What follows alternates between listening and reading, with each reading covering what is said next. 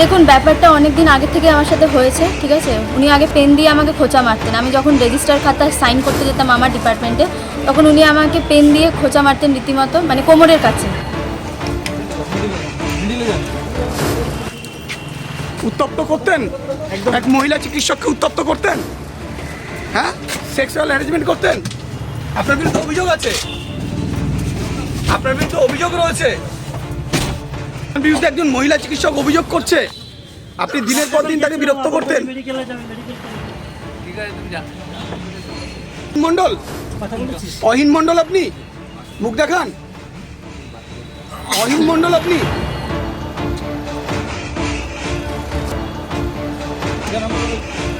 অহিনবাবু, আপনি কেন ধরলো কেন? কি অভিযোগ আপনার বিরুদ্ধে? আরজি করার এই ঘটনার মধ্যে দিয়ে আপনি মহিলা চিকিৎসককে বিরক্ত করছেন। কথা বলুন, আপনি কি অভিযোগ স্বীকার করছেন? আপনি কি অভিযোগ স্বীকার করছেন? আরজিকর মেডিকেল কলেজ ও হাসপাতালের পড়ুয়া চিকিৎসকের অস্বাভাবিক মৃত্যুর ঘটনায় সিবিআই তদন্তের নির্দেশ দিয়েছে কলকাতা হাইকোর্ট। কিন্তু তার মধ্যেই কল্যাণীতে আরও এক মহিলার চিকিৎসকের শ্লীলতাহানির অভিযোগ সামনে এসেছে। অভিযোগ এক সিনিয়র ল্যাব টেকনোলজিস্টের বিরুদ্ধে। অভিযোগকারিনী Kalyani Jawaharlal Nehru memorial medical college ও হাসপাতালের ছাত্রী। অভিযুক্তের নাম অহিন মণ্ডল। অভিযুক্তকে গ্রেপ্তার করেছে কল্যাণী থানার পুলিশ। এ বিষয়ে ছাত্রীটি উচ্চতর কর্তৃপক্ষকে অভিযোগ জানিয়েছেন। তার অভিযোগ, ওই ব্যক্তি একদিন নয়, দিনের পর দিন নানা অছিলায় তাঁর শরীর ছুঁয়ে অঙ্গভঙ্গি করতেন। 9ই আগস্ট ফের এ ধরনের ঘটনা ঘটায় তিনি বাধ্য হয়ে সামাজিক মাধ্যমে সিনিয়র ল্যাব টেকনোলজিস্টের দুষ্কর্ম তুলে ধরেন। সবশেষ পাওয়া খবরে জানা গেছে অভিযুক্ত এই সিনিয়র ল্যাব টেকনোলজিস্টকে গ্রেপ্তার করেছে পুলিশ। অভিযুক্ত সিনিয়র ল্যাব টেকনোলজিস্ট অহিন মণ্ডলকে বুধবার সকালে কল্যাণী জওহরলাল নেহেরু মেমোরিয়াল হাসপাতাল মেডিকেলে করানো হয়।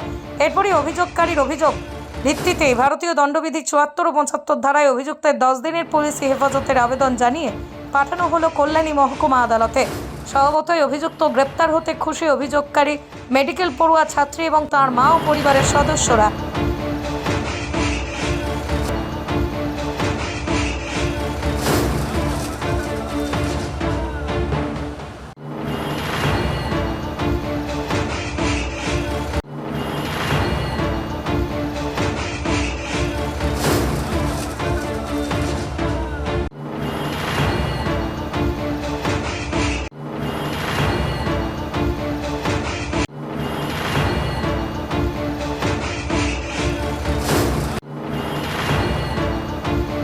পৃথিবীর 3 ভাগ জল 1 ভাগ স্থল, তাই পানীয় জলের অভাব নেই। কিন্তু বিশুদ্ধ পানীয় জল একটাই, বৃষ্টি অ্যাকোয়া।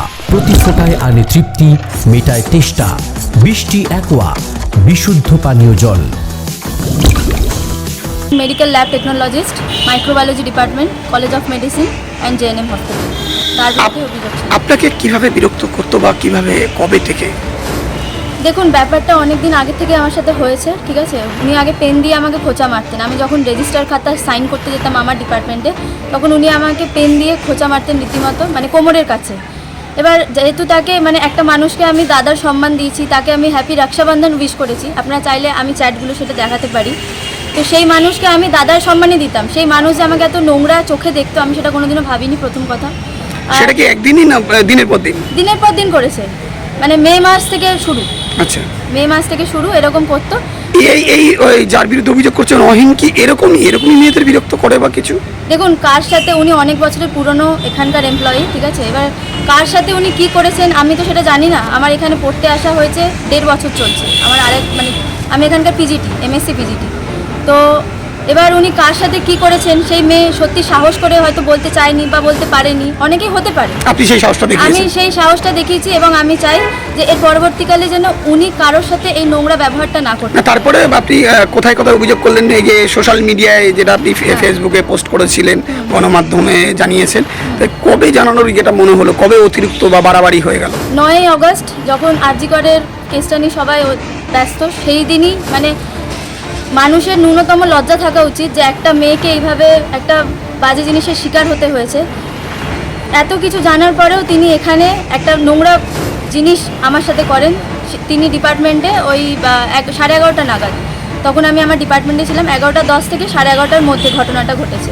আমার ডিপার্টমেন্টে আমি ডেঙ্গু রিকুইজিশন খাতাগুলো লিখছিলাম, একাই ছিলাম ওই রুমটায় আমি। এবার সেই সময় উনি হঠাৎ করে, ওখানে ওনার কিন্তু কোনো কাজ নেই, উনি হঠাৎ করে আসেন, এসে পিছন থেকে আমার কোমরে হাত দেন এবং ওখানে পিঞ্চ করেন খুব বাজেভাবে।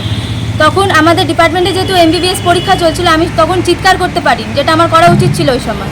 আমি সেই জন্য ম্যামকে জানাই, তৎক্ষণাৎ ম্যামকে জানাই এবং আমি কাঁদতে থাকি। আমার সিনিয়ররা আসেন, আমার যারা জুনিয়র তারা আসে এবং তারা তখন আমাকে নিয়ে, তখন আমার যিনি HOD ম্যাম আছেন তার কাছে নিয়ে যায়। কিন্তু তাতে কি লাভ কিছু হয়েছিল কি মনে হয়? দেখুন, HOD ম্যাম আমাকে সাহায্য করেছেন, উনি আমার পাশে ছিলেন, এখনও উনি আমার পাশে আছেন। 9 তারিখের পরে তারপরে কোথায় কোথায় আর অভিযোগ জানালেন? অভিযোগ প্রথমে আমি জানিয়েছি HODর কাছে, আমার কমপ্লেন লেটার লিখে জানিয়েছিলাম আমি। তারপরে আমাদের teacher in-charge, college of paramedical and allied health সায়েন্সের আন্ডারে যেহেতু আমি, সেখানকার টিচার ইনচার্জকে আমি ইনফর্ম করি ব্যাপারটা চিঠি লিখে। তারপরে আমি ইনফর্ম করি আমার প্রিন্সিপাল স্যারকে, JNM এর যিনি প্রিন্সিপাল স্যার, তাকে আমি ইনফর্ম করি, মেডিকেল প্রিন্সিপাল স্যার। এবং ইউনিয়নের সবাই বিষয়টা জানে, MBBS ইউনিয়নের অখিলদা, আলিম সবাই বিষয়টা জানে এবং আমাদের ইউনিয়নও এই নিয়ে অবগত। তো প্রিন্সিপাল স্যারের কাছে অভিযোগ করেছিলেন? 9 তারিখেই করেছিলেন? না, প্রিন্সিপাল স্যারের কাছে 10 তারিখে অভিযোগ করি। তারপরে কি প্রিন্সিপাল স্যার কোনো ব্যবস্থা নিয়েছে? আর প্রিন্সিপাল স্যার 12 তারিখে একটা বোর্ড মিটিং ডাকে এবং তিনি 10 তারিখেও একটা মিটিং করেন কলেজে। কিন্তু মিটিংয়ের পর ওনারা মানে যা সিদ্ধান্ত নেন সেটা হচ্ছে যা মানে সিদ্ধান্ত নেওয়ার ইউনিভার্সিটি জানাবে।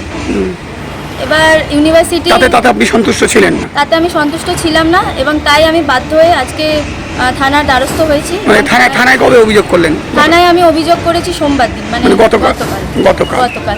আর আমার কথার পরিপ্রেক্ষিতে তারা গিয়ে ঘটনাটা দেখে। লিখিত অভিযোগ করেছেন? লিখিত অভিযোগ করি আমি কল্যাণী যে মেন থানা আছে, থানায়।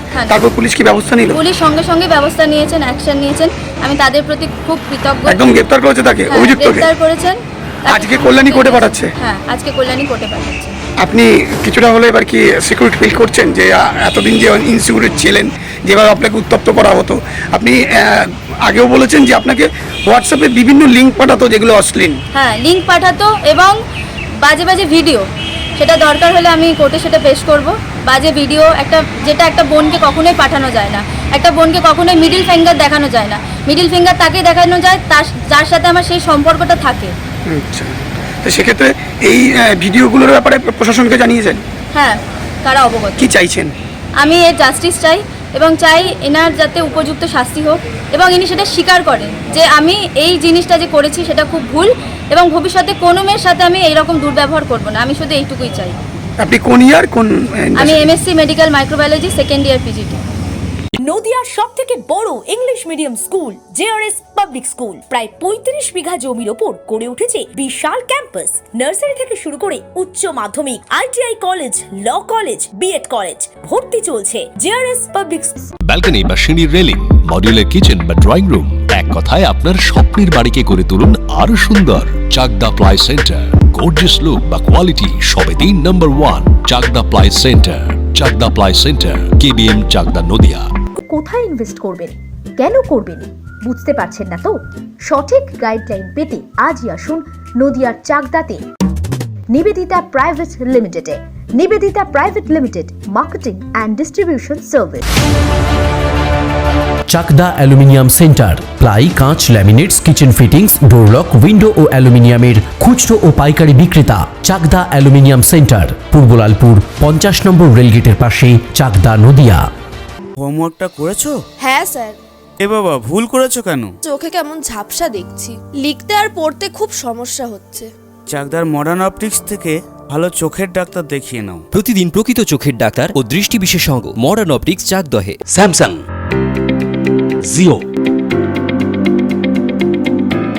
রিয়েলমি, নদিয়ার একমাত্র অথরাইজড ডিস্ট্রিবিউটর ঘোষ কমিউনিকেশন, থানার মোড়,